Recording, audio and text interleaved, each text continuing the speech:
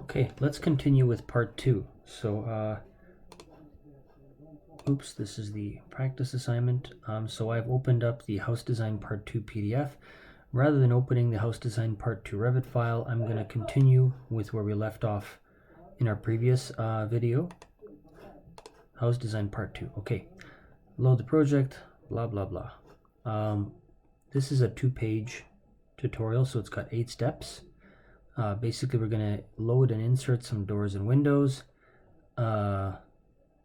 We will add a roof, and then we'll kind of visualize the roof and look at it from a couple of angles, just to show you how it works. Okay, under the Architecture tab, click Door, choose one of the exterior doors listed, or load your own door by going to the Insert tab and clicking Load Family. Repeat the same process to select an interior door. So door, we've got a couple here, oh, 2, okay, not that much. Or we can go, where did it say? Going to the Insert tab and click Load Family. Here, Load Family. Okay, that'll work, provided we have our database here. Doors, commercial, hardware, residential. We want residential. And we've got a whole bunch of doors here. So I believe what we can do is we can actually click the top one, scroll to the bottom, hold down Shift, select all of them. Now, don't try this yet. Let me see if it works first. I don't want you to mess up your computer. Sometimes when you load too many things at once, it really slows the file down and crashes it. So what I just did is not good practice in some cases, right? You may want to keep your files a little bit more lean, so that you can basically use them and render and move around in your drawing relatively quickly. But what I was trying to do, and I may pay a price for it, is just load them all so I can show you a whole bunch of options at once. Let's see if my computer can handle it here.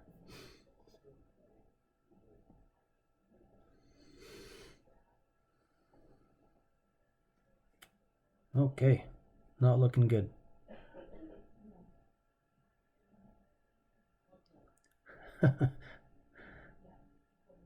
This video is about what not to do.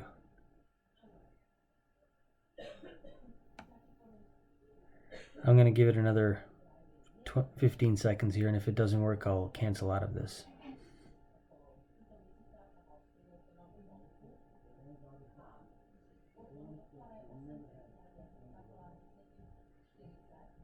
It's doing something, but it's just taking it quite a while.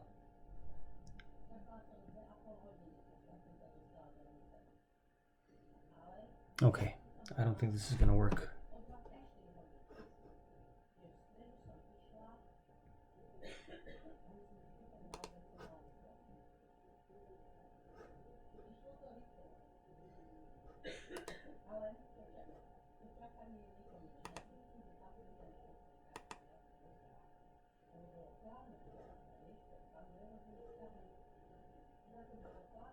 Oh wow, maybe it worked. Door. Oh yeah, we got a lot of doors. But again, maybe don't do what I did. There's a good chance your drawing may mess up. So we've loaded some doors. Let's do the same with windows. You know what, we got a couple. Maybe I'm just gonna play it safe this time. But anyway, if I wanted to do more, you can always go to Insert, Load Family. But another way of doing it, click on Window, click on one of the, just basically select anything. And then I think there's a way to load more once you're in it. Okay, no, I guess you do have to go to Insert and Load Family. There was another way to open up the Load Family button, but I can't seem to remember it at this point. Okay, so we've got our doors and windows loaded. Repeat the same process, select an interior door. Insert the exterior and interior doors as shown. So I'm going to start off by picking an exterior door, a double door, and I'm going to put one here and one here. So, door,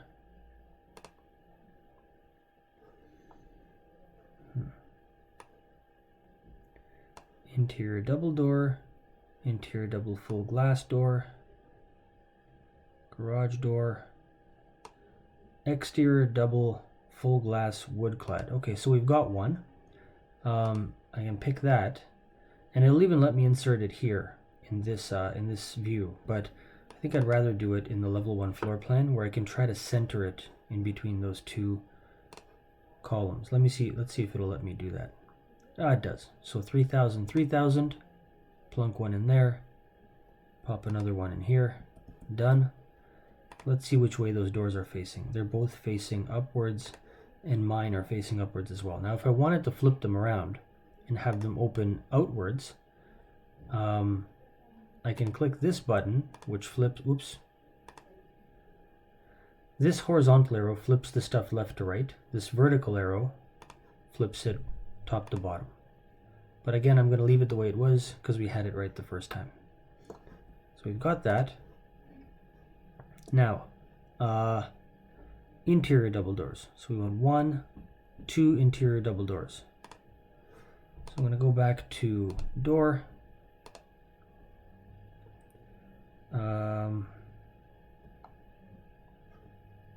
Interior double full glass. Let's go with glass again. Why not? Oh, but we've got a problem. These doors require us to have a wall. So you can't... Oh, that's good. Okay, so this is a good mistake. I can't insert a door into just kind of thin air. I need to have an existing wall to pop it into. So what I'm going to do here is I'm just going to click this wall, and I'm going to extend it to there. And it's going to, as you can see here, now it becomes one element. Okay. Now there is a way to split it. We don't need to do that, but just to let you know it exists. If I'm just in my regular view, I have one set of tools. Once I click an element, another set of tools pops up. Usually the tools that allow you to modify or play around with that element. So here I've got a whole bunch of stuff. Move, copy, rotate, offset. Some of these are reminiscent of AutoCAD buttons. Fillet or trim extend to corner. Again, that's a fillet, but just by a different name. And there is a button here called split element and split with a gap. So if I were to take split element, I could kind of click anywhere along that wall.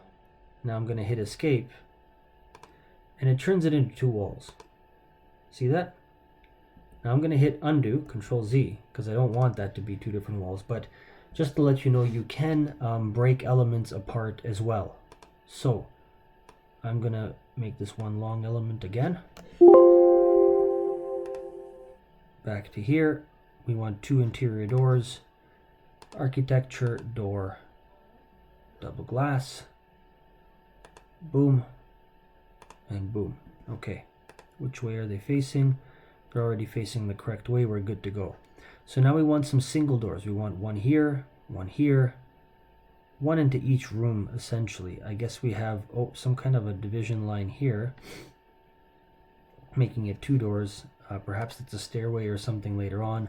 So let's add a wall into here, and let's make it 1200 wide. I'm just kind of making this up. I'm not sure what the right distance is, but again, because it's parametric, we can always change things later on. So I'm going to grab a door, and I'm going to be a little bit less careful now with the doors. Let's make these closed.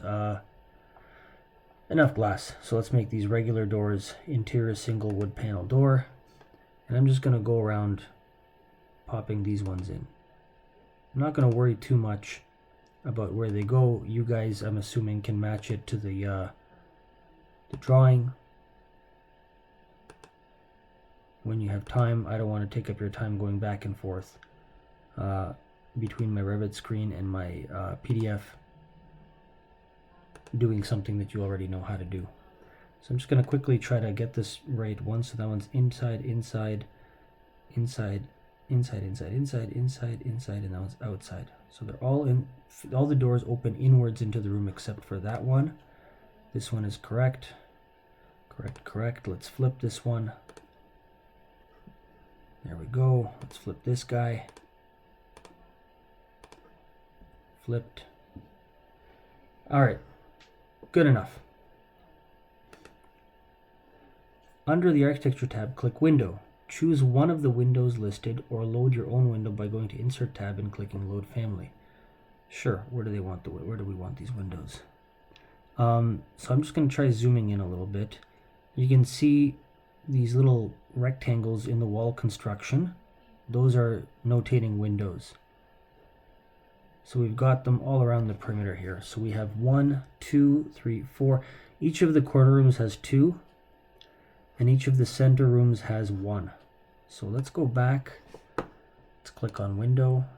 Now, since these are ground floor level windows, why not? Let's make it reasonably wide. A 1.2 meter window, not bad. Should we go wider? There's no budget for this project. Sure. Wait a minute, that doesn't look much wider. No, I guess.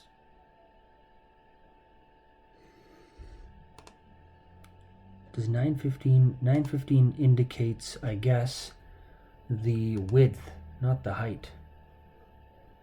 So height is 1.8 meters. Holy smokes, that's a tall window.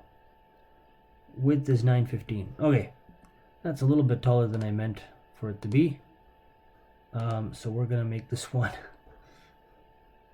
915 by 1.2. Should we go with it, or should I? You know what? Let's modify it. Okay, why not? So I'm gonna click on that window, edit type. Now before I start messing with it, I don't want to mess up what's already done and what's done well. I'm gonna say duplicate, and let's give it a logical name, right? Don't like name it like Steve 13 or whatever, because then you'll never know what it is. So let's give it a name that makes sense. We're gonna say this window is 1.2 meters wide by, I don't know, 1,000 tall. Hit OK. Now just because we name it that doesn't make it so. We actually have to change its dimensions in here. So the height is going to go to 1,000. The width, we're going to leave default sill height alone, but the width we're going to change to 1,200, and the rest of it we're going to leave. We're going to say OK. And now, as you can see, it got a little bit wider in this view, and it will also be wider in all the other views. So if we look at it in 3D. Anyway, let's go back to popping some windows in. Pick our window, the one we designed. One there. One there. As you can see, I'm trying to roughly center them using these temporary dimensions. There we go. There we go.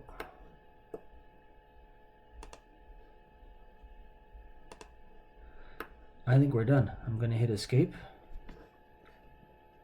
Okay, what's our next task? Go to floor 2, select the roof. So now we're going to start the roof. But before we do that, let's see what we made. So let's go back to the 3D view. Okay, it's starting to look a little bit like a house. Still looks kind of sterile, but you know, at least it looks like something. Okay, realistic. Will that give us anything more interesting? Not so much. Shaded. All right, let's go back to consistent colors and keep working. I'm going to give it a save just in case. You know what? We've got a lot of vertical height in these walls, and these windows are kind of short. So if my computer decides to finish saving, okay, there we go. I'm going to show you another trick. Let's make all of these windows taller. So what I'm going to do, first I'm going to go to edit type. Again, duplicate. So we still want it to be 1.2 meters wide, but we have a lot of vertical height. Why don't we use it? And there's no budget on this house, right? It's in Revit right now. So let's make it, I don't know, 1.6 meters tall. Don't tell any of your other professors I'm making these windows this big, because they will freak out. Those windows are going to be super expensive, but we want this to look a little cooler, so let's do it. The height, we're going to change it to 1600 to match the description. The width will keep the same. Hit OK. Now this one will change, but what I'm going to do now is click this one, right click, Select all instances visible in view or entire project. In this case, it's one and the same, because basically, even though you can't see all of them, technically they're all quote-unquote visible in this view, the way Revit would understand this. But I'm just going to say in entire project. So it's selected all the windows of that type. I'm going to click this, change it to the other type, and now it updated all of them at once. So anyway, that was another little aside. Now we're going to pop a roof onto this thing. Go to floor 2, select the roof command, set the roof overhang to 800, define the boundary of the roof using lines. Okay, so let's go to level 2. And let's make this view a little bit easier to see. So consistent colors. Oh, that didn't help us much. The reason these are kind of ghosted is because technically we're looking at the wall from above now. In floor level 1, we're looking at a slice through the wall. Okay, this is a floor plan. So technically floor plans, depends on how old school you are, but most people will tell you that a floor plan is taken at a imaginary slice about 400 millimeters above ground level, or above the floor level of the plan you're looking at. So technically this is a slice of the building about 400 millimeters above ground level. Now if we go to level 2, technically we're looking at 400 millimeters above the second floor level. So there's nothing here. We're just seeing what's on the level below. That's why it's kind of ghosted. So just wanted to explain to you why that is. Let's see here. What do we want to do? Okay, we're doing a couple of things here. So first things first, we want to do a roof. So let's click on roof. Or no, instead of clicking roof, click the arrow next to it. And we're going to use the simplest roof making tool. So roof by footprint. Now essentially what this allows us to do is just draw the footprint of the roof. And Revit does the rest for us. It figures out the slopes, the gables, the hips, all the door, whatever kind of shape of the hips and the valleys and stuff that the roof needs to have, it'll figure out. So what we're going to do is we're actually going to leave it on this, which is pick walls. So that basically means that all I have to do is pick a wall, and it's going to basically line up the footprint of the roof with the walls I pick. So technically I could pick 1, 2, 3, 4 walls. Now this is incorrect, but I'm just showing you how to use this tool. You see this pink line extends around the perimeter of the footprint. Each line has a little bit of a slope on it. I'll show you what that does in a second. Click the check mark, and now it gave us a roof. It's not the roof we want, but it's a roof. So because it's not the roof we want, I'm going to click it and delete that thing. Let's go back to level 2. Another thing I can do, roof by footprint, I'm going to do the same thing, but now I'm going to try to give it a gable end to this roof. So before it was sloped on all 4 sides. Let me see if I can click this. Oops. It's going to let me take this symbol off or what? Oh, if I click it, highlight it, define slopes.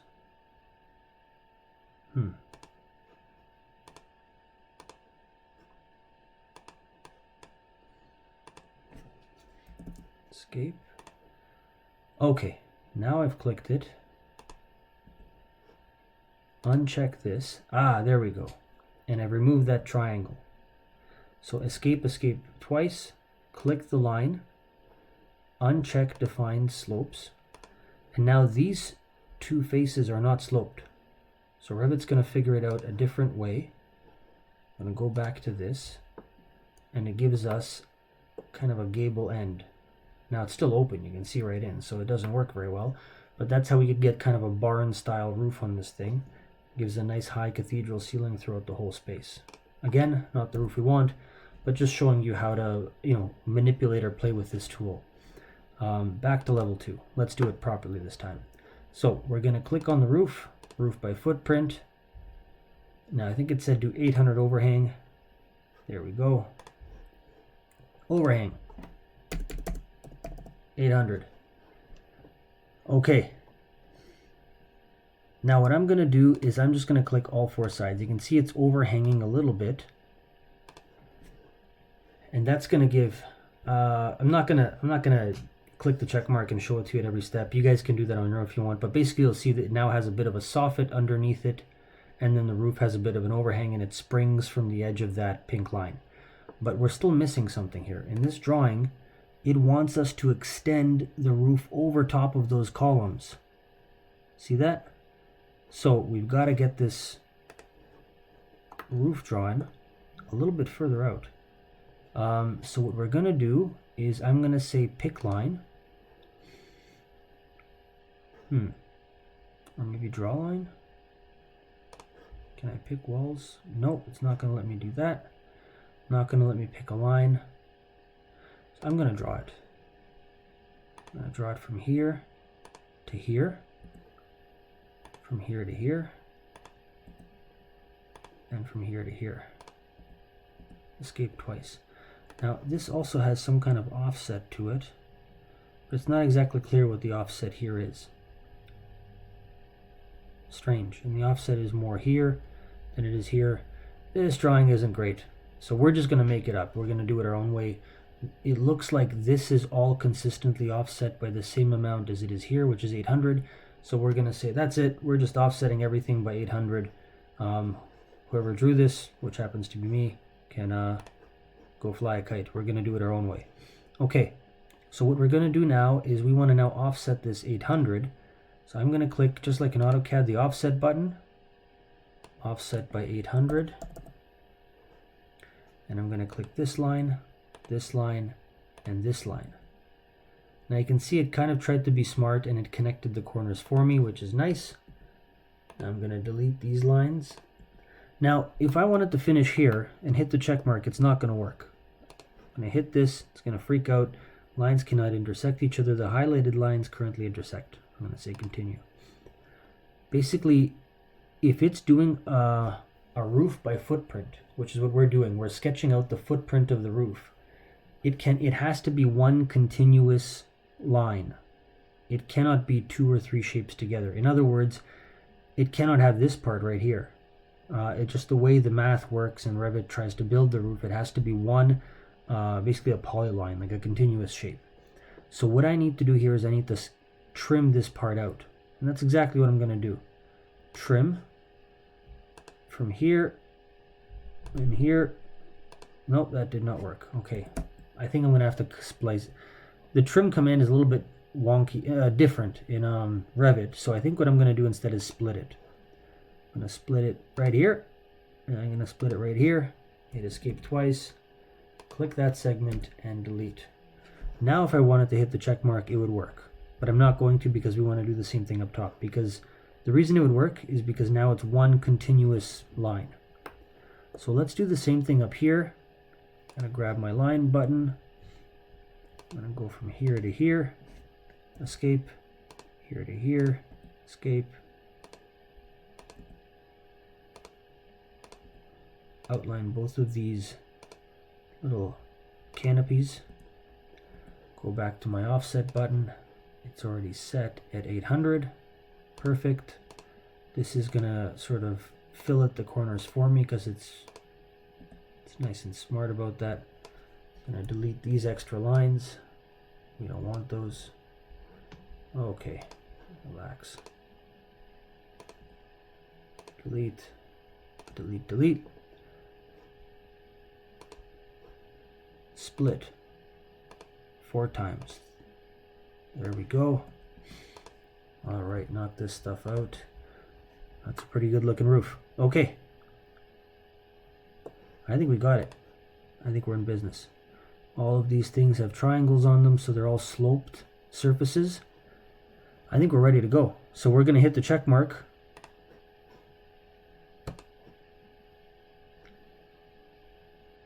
Done. It took it. So it worked. We're going to check it out in 3D.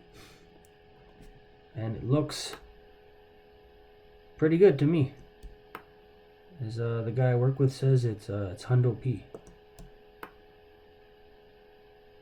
It's a little bit weird right here. As this roof connects to this one. And the reason for that is it's going to have something to do with the offsets. Because we offset it, it made this roof, the eaves on this roof are a little bit higher than the eaves on this part of the roof. We'll tackle that in the next little lesson. I'll add a segment about that in the next lesson, but that's fine. We can leave that as is. You spin it around the other way, you can see a similar thing happening here. Again, I'll show you how to change that later on, but otherwise that looks pretty good. Now, one last thing, if we go to, you know what, even in this view, I think if you were to double click this, it shows you just the outline again. And so what we can do is we can now change it if you wanted to. Okay, grab this line, escape, grab that line. It's not going to let me take the gable, the slope off of it. Strange. Define slope. Let's take that off. And let's hit the check mark again. It's going to change the roof. So I'm going to undo both of those changes. Undo, undo, undo, and hit the check mark again to bring it back to what we had. But that's it. So we now put a roof on top of it. I'm going to save it. And we've also got some interior spaces happening inside. So I'm going to go one step further in this lesson here and try to show you how to visualize those. So let me see if I remember this correctly. So camera. So I'm going up to the 3D view, but instead of hitting the house, I'm hitting the arrow next to it. Camera. Now the first click is where you want to be standing. So let's say I want to stand here. The next click is where I want to be looking and how far I want to look. So let's say I want to look all the way up to here. So it starts to show me what the inside of the building will look like. And now just to give it a bit of consistency.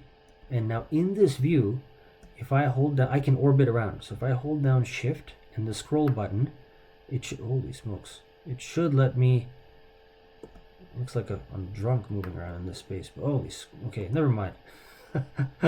Oh wait, I know what we can do. We can stretch this out a little. That'll give us a little bit more of a view. Okay. And you can kind of move around inside of this, but not too much because you start to go through walls and all kinds of weird stuff happens. Okay, so anyway, I'll leave it up to you to play around with that. But now you can slowly start to see what the inside of the space looks like. It doesn't look very fancy yet. We got a long way to go. But you can sort of start to see how the parametric drawing starts to come together and allow you to do a lot of things at once. So all we've drawn is a couple of walls. We popped a roof onto it, a couple of windows and doors, and we can already visualize what it looks like from the outside. We can already visualize what it looks like from the inside, and under 3D views I can go to my 3D view 1 and always go back to that view. And so you can already start to, in a very quick way, start to sketch out what the inside and outside of the space looks like. And this can be useful for very rough, quick and dirty kind of renderings. If you're showing a client or you're a teacher or somebody, they're very useful in the project development or design development phase, when maybe you print a couple of these out and even by hand start sketching over them and figuring out where stuff goes. They can be quite useful tools, not as final renderings yet, of course not at this level of detail, but just to help your inform your thinking of where to go from here. Anyway, I'm going to save that again. Thanks very much for your time, and we're going to leave that lesson where it is.